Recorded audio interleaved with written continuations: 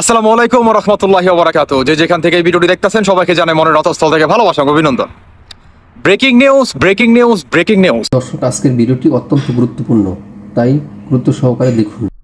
আওয়ামী লীগের যারা নাকি সমর্থক আছেন কিংবা বাংলাদেশে বিভিন্ন দেশবাসী সবার জন্য ব্রেকিং নিউজ। সেটি হচ্ছে আওয়ামী লীগের সবচেয়ে বড় একটি সমাবেশের ডাক এই বিজয়ের মাসেই 16 ডিসেম্বর। এই ডাকটি আসলে কি দিচ্ছে সেটি হচ্ছে সোহেল তাজ।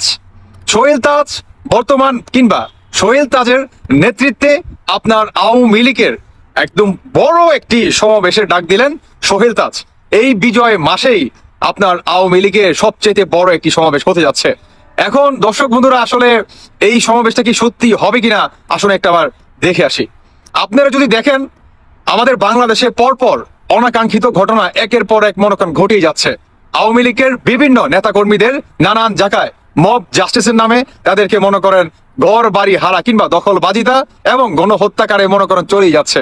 শুধু এটাই না, পুলিশকে পুলিশের কাজ করতে দিচ্ছে না, কিংবা আওয়ামী লীগের যারা নাকি সাধারণ পর্যায়ে নেতাকর্মী আছে কিংবা আওয়ামী লীগের যারা নাকি সন্তানাদি আছে তাদের স্কুল কলেজ মাদ্রাসা বা বিভিন্ন প্রতিষ্ঠান থেকে তাদেরকে বহিষ্কার করে দিচ্ছে।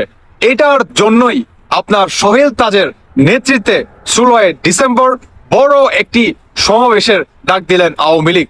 এখন আসুন, আসলে এই সমাবেশটা যদি হয় তাহলে আমাদের বাংলাদেশে কে কোথায় থেকে আসতে পারে কিংবা সমন্বয়কারীরা কি এটা কি বন্ধ করতে পারবে?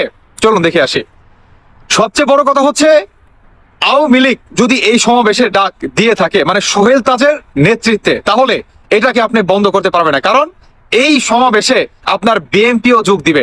আপনারা অনেকে জানেন যে জাতীয় সরকার গঠনের নামে আপনার অন্তর্বর্তীকালে যে আপনার ডক্টর মোহাম্মদ ইউনূস আছে কিংবা সমন্বয় কিংবা উপদেশে যে বাজার আছে তারা কিন্তু একটা মানে জামাত শিবির, জামায়াত ইসলাম কিংবা আপনার চরমনা টরমনা মানে আবি যাবি যাই হোক বিভিন্ন দলকে নিয়ে একটি আপনার জাতীয় সরকার ঘোষণা করে। সেখানে আপনার সবচেয়ে বড় দল দুইটাই নাই, আওয়ামী লীগ আর বিএনপি। এই প্রসঙ্গে আমি অনেক কথা বলছি। এখন বর্তমান এই আওয়ামী লীগ যদি 16 ডিসেম্বর যদি আপনার এই সমাবেশটা করে তাহলে আওয়ামী লীগের পাশে কি অন্য অন্য দল দাঁড়াবে? হ্যাঁ, দাঁড়াবে। দাঁড়াবে হচ্ছে আপনার জাতীয় পার্টি, দাঁড়াবে হচ্ছে আপনার আওয়ামী লীগ তো থাকবেই, এর সাথে আপনার বিএনপিও যোগ দিতে পারে। এটা তো একটা মানে শোনা যাচ্ছে আর কি, আমি অতটা শিওর না, তবে আপনার সম্ভাবনা আছে অনেকই। এখন সমন্বয়কারীরা কিংবা পুলিশ প্রশাসন কি এদেরকে আটকাবে বা এদের বিরুদ্ধে কি লাঠিচার্জ করবে? না, পুলিশ তো একেবারেই করবে না। কারণ গত 2 দিন আগে আপনার সার্জিস যে ভাষণ দেয় যে পুলিশের শরীর থেকে পুলিশের চামড়া তুলে নিবে, এটার পরে কি পুলিশ আপনার এদের বিরুদ্ধে দাঁড়াবে, এদের এগেনস্টে দাঁড়াবে? দাঁড়াবে না। কারণ পুলিশের ভাই এত সাহস বর্তমান নাই। কারণ সমস্ত ক্ষমতা এই সমন্বয়কারীরাই মনে করেন উঠাই নিছে। একটা কথা বলছি না যে মানুষের যখন নাকি ভাই দেওয়ালে পিঠ থেকে যায় তখন মানুষ কিন্তু সামনের দিকে আগানোর চেষ্টা করে।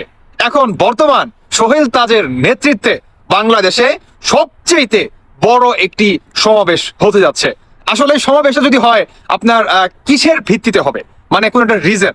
হ্যাঁ, রিজন হচ্ছে আওয়ামী লীগের আপনার যারা নাকি নিষিদ্ধ করতে চায়, আওয়ামী লীগকে যারা নাকি নির্বাচনে অংশগ্রহণ করতে চায় না, কিংবা আওয়ামী লীগের যারা নাকি নেতাকর্মী আছে তাদের উপরে এবং সন্তানাদিদেরকে আপনার বিশ্ববিদ্যালয় থেকে কিংবা নানান প্রতিষ্ঠান থেকে তাদেরকে আপনার বহিষ্কার করে দিচ্ছে।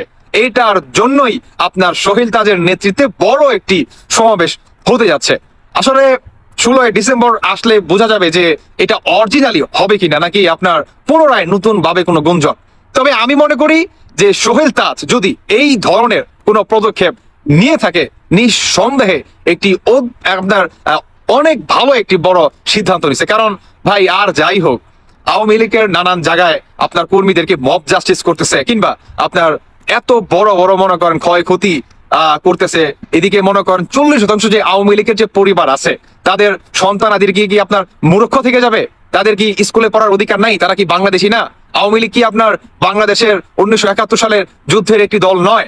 আওয়ামী লীগের নেতৃত্বে কি বাংলাদেশ স্বাধীন হয় নাই? আমার প্রশ্ন আপনাদের কাছে। তবে আমি বলবো সোহেল তাজ যদি এই ঘোষণাটা অরিজিনালি দিয়ে থাকে তাহলে আমি মনে করি সবচেয়ে ভালো একটি ডিসিশন। কারণ এটাই হচ্ছে মনে করেন সুযোগ। গরম লোহা থাকলে মনে করেন জায়গা মতো দেওয়াটাই উচিত, তাহলেই মনে করেন কাজে আসবে। কারণ ভাই তারাও বাংলাদেশি, তাদেরকে আপনারা বিভিন্ন চোখে কেন দেখতেছেন? বলেন আমার প্রশ্ন আপনাদের কাছে। যাই হোক দর্শক বন্ধুরা, বাকিটা আপনাদের ব্যক্তিগত মতামত জানিয়ে যাবেন।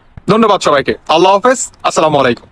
ভিডিওটি দেখলেন, অবশ্যই আপনাদের মতামত কমেন্ট বক্সে জানিয়ে দিবেন।